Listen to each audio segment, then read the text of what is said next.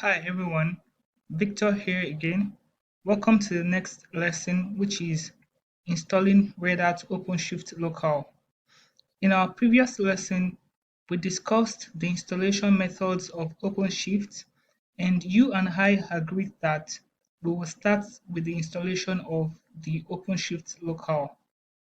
OpenShift Local, also called CodeReady Container, can be installed on Linux, Windows, and Mac OS, and can only run with the network manager and can also only run on hypervisors, just like the Kubernetes Minikube that runs only on hypervisors. To be able to interact with OpenShift, we need an OpenShift client tool, one which is the OC, meaning OpenShift client. Unfortunately, the OC is installed alongside with the OpenShift local. Because I would love to use Linux and I'm a Red Hat guy, hence I'll be doing this installation on RHEL 9. This same installation can be done on RHEL 8 and RHEL 7 systems, and we already discussed the requirements for your hardware or VMs in the previous lesson, which I'll be dropping the link in the description box below.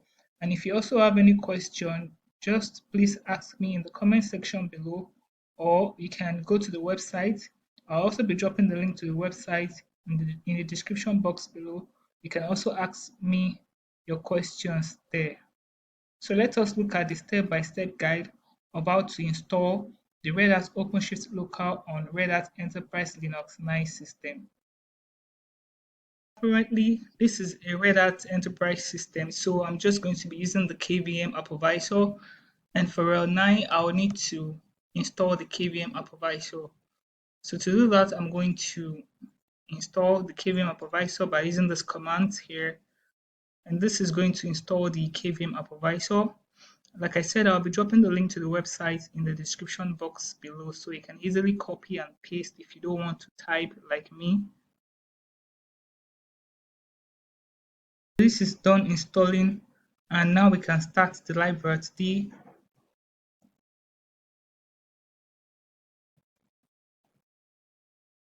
So the daemon is going to be started. We can just check the status of the hypervisor. So you can see that it is active and it is running. VRT automatically comes with the full installation of Red Hat Enterprise Linux 8. So all you need to do if you're using RHEL 8 is just to install the additional package and you restart LiveRT. So now that we have this, we can download the OpenShift local, which is also called the CRC. So I'm just going to copy the command and I'm going to paste it here. So this is going to download the OpenShift local.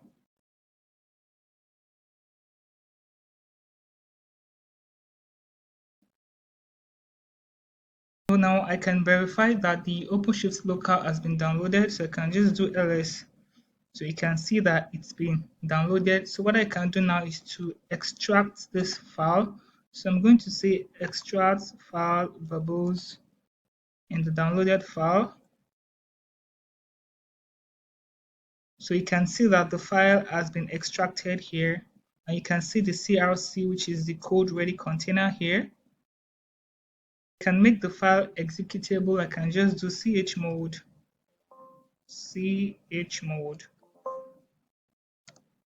plus x. I can do crc linux 2.5 crc. So if I confirm that, let's see if this has been made executable. So I can do ls-l. So you can see that it's been made executable. Since crc is a binary file, I can just install by moving into the user local bin directory. So I can just say copy or move whichever one I want. So I'm going to copy here. So this is going to be 2.5/crc. I'm going to move this to usr/local bin. So I can verify that it's been installed by just doing crc version.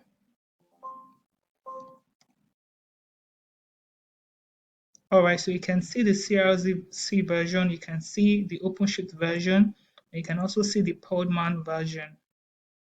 If you try to run CRC as a root user, it will not run. All right, so we need another user and preferably a sudo user to run CRC. And I already have a user with the name Victor here. So I'm going to make the user a sudo user, and I'm also going to add the user to the library group. So the library group is just the Applevisor or the KVM group. So to make um, Victor a sudo user, I'm just going to say user mode append g, the group will going to say Victor. So also for the library group, I'm going to say library. So now that I've been able to do this, the next thing to do is to log in as the Victor user.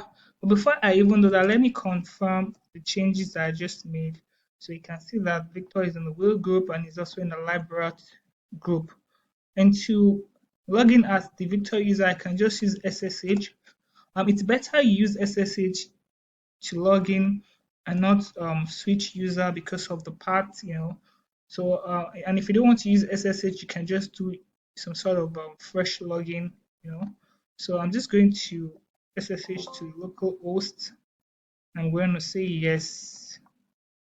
I'm going to put in the password for Victor, and now you can see that I've been able to log in as the Victor user. So the next thing I'm going to do is to initiate the OpenShift Local or the CRC setup. So the CRC setup will, if I initiate the CRC setup, it will download the CRC bundle, and the CRC bundle contains the VM image for the OpenShift cluster that will run in the KVM Applevisor. So I'm just going to do CRC setup. I'm going to say it's asking me if I want to contribute anonymous usage. I don't want to do this. So I'm going to put in the password for Victor, and then let's see what's going to happen here. So it's beginning to download the CRC bundle. So you can see here. So what I'm going to do is it's a whole lot, about 3.13 gigabyte. Wow. So what I'm going to do is to just pause the video, and when the download is complete, I'm going to resume the video. So you can see now that the CRC bundle has been downloaded and it has been uncompressed. And you can see here now that it's saying that your system is correctly set up for using CRC. Use CRC start to start the instance. Excuse me, so let me just clear the screen, and I'm going to say CRC start so we can start CRC. And while starting CRC, it's going to prompt us to input the post secret. I'm going to be dropping the link to this website where I talked about post secret. So for you to be able to get your post secret, you just need to register. You need to sign up with Red Hat developer account.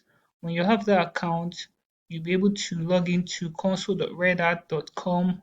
Like I said, I'll drop that link in the website. So when you click that link, it will take you to where you're going to get your post secret. So it's just a very easy step. Just one click, then you'll be able to get your post secret. It's no big deal at all. So I'm going to input my post secret here. I'm going to say enter. Please enter the post secret. Okay. I'm going to copy the post secret again, and I'm going to input it here. All right. I hope I didn't do it twice. Okay, so I did it once, and now you can see that the CRC VM is starting for OpenShift 4.10.18. So I'm going to wait for this to start. I don't know how long it will take, so I'm going to pause the video, and when this is done, I'm going to resume the video.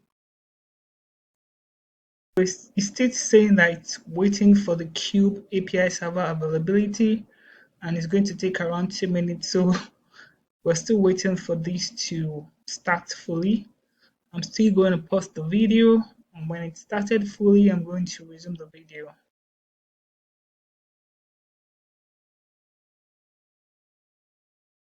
So you can see that the OpenShift cluster has been started, and the server is accessible via this web console. You can log in as an administrator using these credentials. And you can also log in as the developer user using these credentials. And you can also see commands, the commands to configure your shell. Because if you don't configure your shell, you will not be able to use the OpenShift tool, the OC tool, right? So now we can verify the CRC status. So we can say CRC status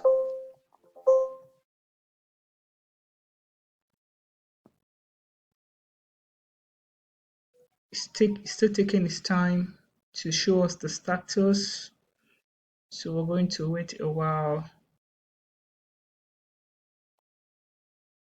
So we can see that CRC VM is running while OpenShift is still starting.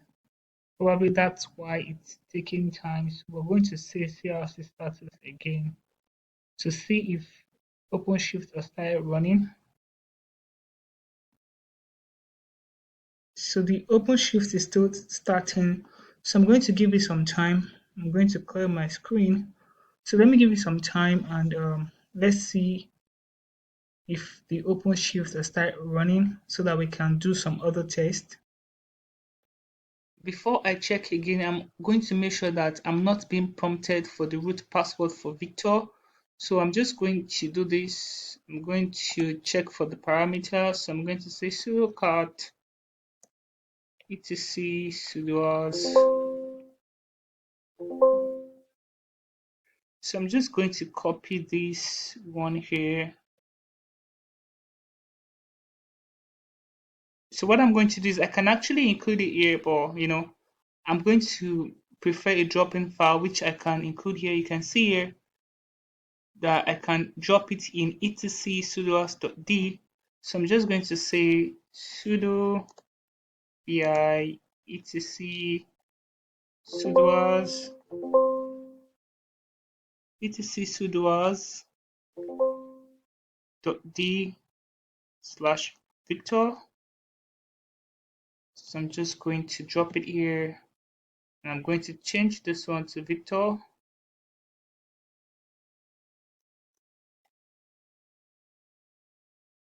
All right, so I'm going to save this file. So what I can do now is to check for the status of CRC. So let's see if CRC is running now. I mean, if OpenShift is running now. Okay, so you can see that OpenShift is running now. The CRC VM is running and the OpenShift is also running. If you try this in your environment and it doesn't run, what you can do is to restart the server. By the time you restart the server, it should run. All right. So if you use the OC command tool, you will see that you can't see anything because we've not configured our shell. And in the instruction that was given to us, we need to configure the shell. And to do that, we need to run crc OC environment. I've cleared the screen, but that's the instruction. So when we do this, you would even be able to see so this would set the OC path, and you can even be able to see the export path here as well. You can see here that it says run this command to configure your shell. So I'm just going to copy this command and I'm going to run it to configure the shell.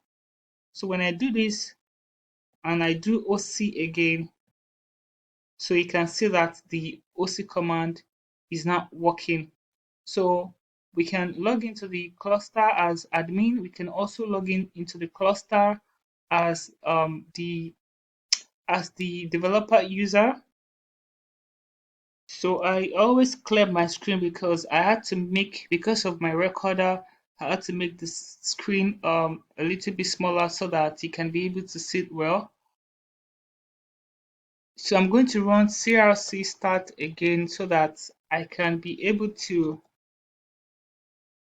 check the login credentials. So you can see that I can log in as this is the username and this is the password. And I can also use this console, this URL rather, to log in. So I'm going to log in as the admin. So I'm going to say OC login -u cube admin and the password, which is this. So I'm just going to copy and paste this, and I'm going to copy this as well.